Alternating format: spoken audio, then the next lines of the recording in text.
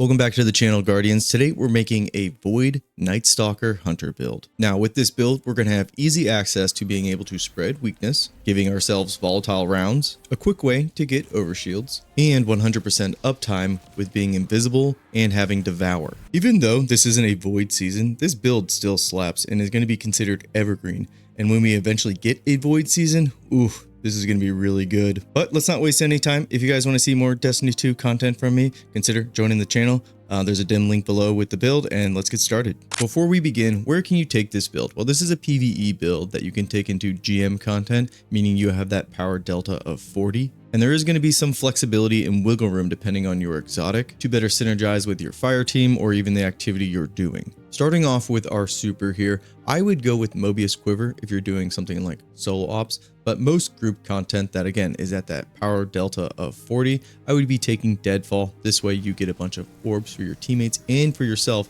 to get back your super pretty quickly. It's also just really good at locking down areas where a lot of enemies are spawning. Now for our abilities, we're going with Gambler's Dodge, and that's because it has great synergy with Snare Bomb here. This is going to be our powered melee that is our easy access to spreading the weaken debuff to enemies. And when it comes to your grenade, I just go with the Vortex grenade, but I also like the Suppressor grenade as well. I don't think you can go wrong with any grenades. Those are just the two that I like. And with our aspects here, we're going with Stylish Executioner and we're going with Vanishing Step. This is just going to give us really easy access to invisibility, which is a great survivability tool. But with Vanishing Step here, also synergizing with our dodge, our Gambler's Dodge here. Again, that kind of just combines with our Snare Bomb, and it all just works together beautifully. I will give a quick mention to On the Prowl as another aspect option. You do get another fragment slot, but just this Void aspect, I haven't found the playstyle that appealing yet. I don't know. I need to play around with it. You guys let me know how you feel about this aspect here. And then moving to our fragments, our first fragment, we're going with Echo of Persistence. So our Void buffs are all going to have increased duration. That's invisibility, overshield, and Devour. For our second slot, we're going with Echoes of Harvest, so defeating a weakened target is going to spawn an Orb of Power and a Void Breach. For the third slot, we're going with Echo of Starvation, so picking up a Void Breach or an Orb of Power is going to grant us Devour. This is going to be how we have easy access to Devour, and basically how we can have 100% uptime with it because we're going to be spawning a lot of Orbs of Power. And then for the last slot here, kind of a flex pick. You can put whatever you want in here. I just went with Echo of Vigilance. This is kind of a survivability tool for like when you get critical and then you get a kill, you get a nice overshield. But you could put something like Echo of Dilation on here for the stat bumps to both weapon and super. That's going to be helpful in the armor section. And then if you do take On the Prowl here, you're going to have another slot that you can kind of just put in what you need. But we have what we want out of the first three fragments here. So let's move on to the armor and stats section. Now, when it comes to your stats here, let's start with the bottom three: super, class, and then weapon. I would try to get these to 100 exactly, but 90 to 100, that's okay. The next stat that's important is your melee. You want to get this to that 70 sweet spot, so that way when you do use your class ability, your dodge, you're going to get your melee back basically instantly. Health is a stat you don't need to worry about at all, and then if you have any remaining points, you would try to bump up grenade. But again, I would try to get these three down here close to 100 as possible, and then have your melee at 70. Moving on to our armor slots here, starting with the helmet here. I went with Dynamo. That way when we do our class ability, our dodge near some enemies, we're going to get a little bit of super energy back. And for our second slot here, I'm putting on a Harmonic Siphon. This is going to synergize with our energy and our power weapon just to create some orbs for us. Now for the last slot here, kind of a flex pick. I landed on doing like a heavy ammo finder, but you could also use a special ammo finder as well. For hands-on and ashes to assets, I just didn't find that my melee was getting enough kills to really justify this. But again, I think this last slot here is kind of a flex pick. For our arm mods here, we went with Impact Induction and then Focusing Strike. So that way when we use our powered melee, we're getting a little bit of class energy and grenade back at the same time. And then for the last slot, I went with Heavy Handed just in case we do get a melee kill. We're going to be spawning more orbs. Now you could go with something like a grenade font. I would just avoid going with a melee font because bumping our melee up to 80 is just not going to do anything for us. Now for chest mods, as always, just pick up the resistances based on the activity and the enemies you're fighting against. We will circle back to this chest piece when we talk about our exotic items. And then real quick, going over our leg mods here, I went with a Void Weapon Surge and then something like Insulation and Absolution. That way when we pick up orbs, we're just getting a lot of ability energy back. Now last up is our class item here, and we're going with Powerful Attraction. Whenever we use our dodge, we're going to pick up all the orbs. We're then taking Time Dilation. This is mostly for our weapon surge that we have. And then in the third slot here, I went with Reaper. So that way when we use our class ability, we're just going to be creating a lot of orbs. Now circling back around to our exotic armor piece, we are going with Falcon's Hallberg. So every time we emerge from invisibility, our void weapon is going to have volatile rounds. This is going to be great for ad clear and causing a lot of explosions. And because we have Stylish Executioner, all those volatile targets are going to allow us to go back into invisibility. And then we just start the cycle all over again. Now for this build, we do not need to talk about the armor set bonus because I'm still rocking Solstice gear. This is for solar stuff, and we are obviously on Void. And the same can be said for the artifact. None of this is mandatory, but there are some benefits that we can pick up from here, like Elemental Coalescence. This can be nice for the build, but again, not mandatory, and this build is going to work completely fine long after this artifact is gone.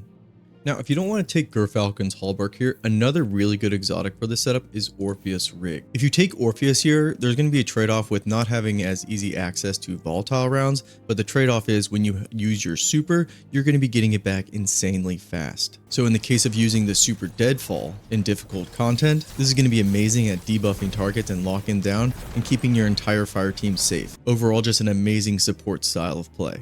Now let's move on to talking about some weapons here. In our kinetic slot, I'm going with Mint Retrograde. This is just amazing at killing champions, majors, or even doing boss damage. This is just kind of a staple in all my builds going forward because this archetype is just amazing. And then for our energy slot here, I have a few different void weapons I really like to use with this build. Lay Monarch is good for GM content where you kind of need to stay back out of trouble. Bows are they've always been really good in difficult content just because of how effective they are at range. And Lay Monarch here, it slaps really hard. And then something like Recluse. This is an oldie, but still a goodie. Pairs really well with Falcons. And then obviously I have Repulsor's Brace with it. So this is going to give us Overshield. So a lot of Void synergy here. And then actually from the Solstice event, we got Fortunate Star here. This is a pretty good bow too, has a lot of good void choices like Dragonfly, Destabilizing Rounds, it has Demoralize, Repulsor Brace, so this can be a good option too if you want to use an exotic in say your power slot instead. But some last energy void weapons that I'll mention here, Lotus Eater, this is from last season. This thing still packs a punch and has a lot of void synergy as well. And then if you have something like Buried Bloodline, this is going to help you get a lot of Devour as well. So if you have this is a good choice as well, but not necessary. I'm just kind of giving you my favorite picks and just show that there's a lot of flexibility when it comes to your void weapons. And then when it comes to my power weapon, I'm just sticking with Commemoration. This is just kind of a staple in most of my builds because this weapon is just very reliable and kind of an all-rounder. So that's all the pieces for the build, but as an overview, where does this build really shine? And like I said at the beginning of the video, this is great for every piece of PvE content. If you're doing portal activities that have that power delta of 30 or below, using Falcons and then a good void weapon, you're going to be slaying out with volatile rounds and explosions all over the place. Those are automatically going to be proccing you to go invisible because we have Stylish Executioner,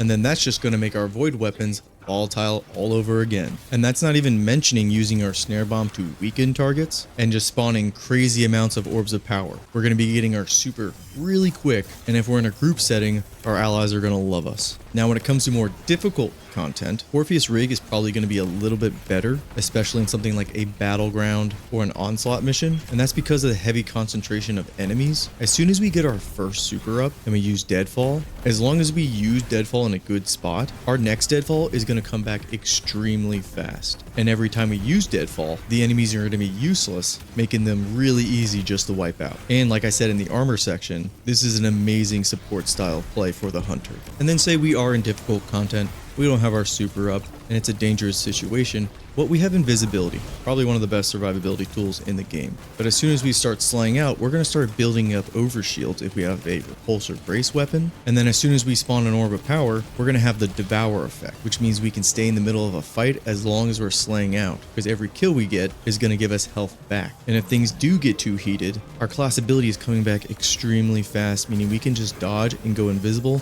and we're safe all over again, and we can pick our next re-engagement.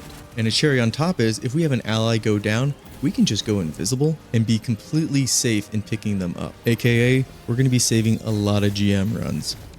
All right, y'all, that's the build. That's the video. Let me know how you'd like to play your Void Hunter. Now, I did leave out talking about the exotic armor piece Omnioculus, and that's because I think it has a much different playstyle than, I say, Orpheus Rigs or Gerfalcons does, where those are kind of the same. That's why I bundled them into one video, and Omnioculus kind of deserves its own video and build. But anyways, if you've made it this far, thank you very much. I appreciate you, and I will see you next time. Peace and take care.